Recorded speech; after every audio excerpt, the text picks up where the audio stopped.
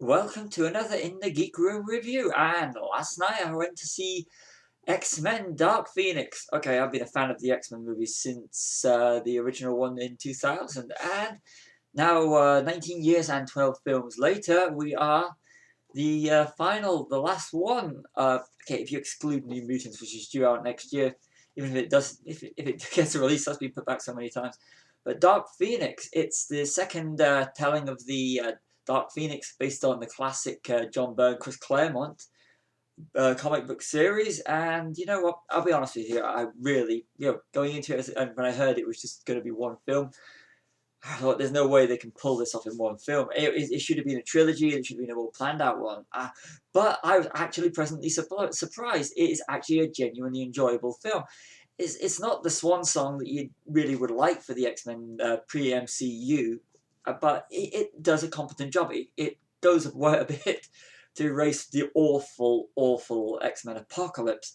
But I saw it in 3D, and I've got to admit, it's some of the best 3D I've seen in years. It's absolutely spot on with the 3D.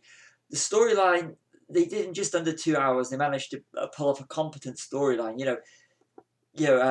Considering the source material is regarded as one of the greatest comic books ever written, it's if you take that, it's don't treat it as a grand retelling of this epic story, and just treat it as what it is. It's a comic book movie, and it's enjoyable. It doesn't have the emotional impact of your Avengers Endgame, but it still does a competent job.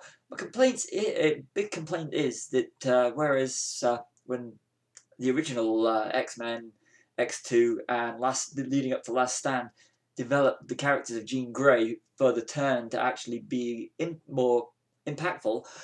This one, we were only introduced to Sophie Turner's Jean Grey in the appalling apocalypse.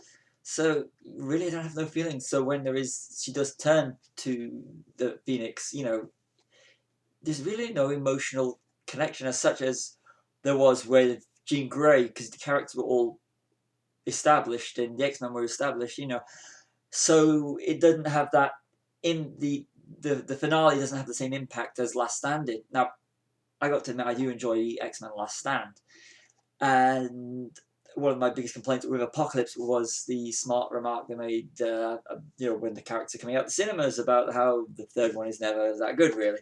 And if this, you know, uh, Apocalypse wasn't that good, so yeah, in the First Class series, the third act wasn't that good. But X-Men, it's competently directed by Simon Kinberg.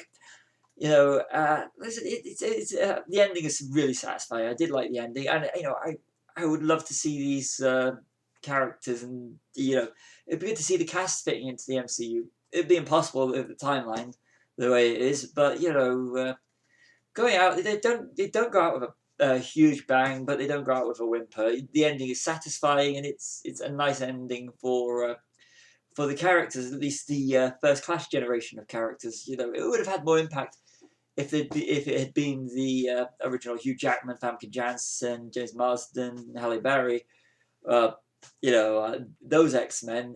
But the Michael Fassbender and Nicholas and James McAvoy do competent jobs, do actually do really good jobs, as the respective characters, Eric Lensher and Charles Xavier, So no complaint on the acting or the casting. It's still on point, and but like I said, it just didn't have the actual emotional impact that it would have had if it had been the original.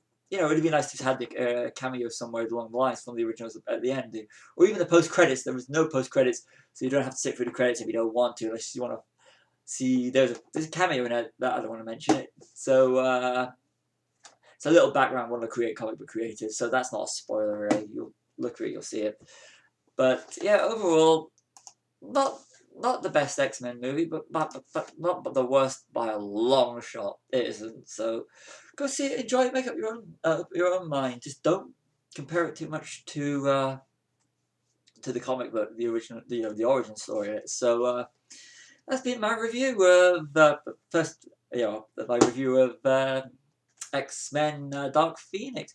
Go see the film, you may enjoy it. I know it's been getting a lot of negative reviews, but I thoroughly enjoyed it, and the fact that I went into it with it having everything to prove to me, I was absolutely pleasantly surprised. I probably expected to be doing a poor review of the film, so I'm happy that I'm really happy with it. It it was beyond my expectations. So that's been my review of X-Men Dark Phoenix. See you on another In the Geek Room review.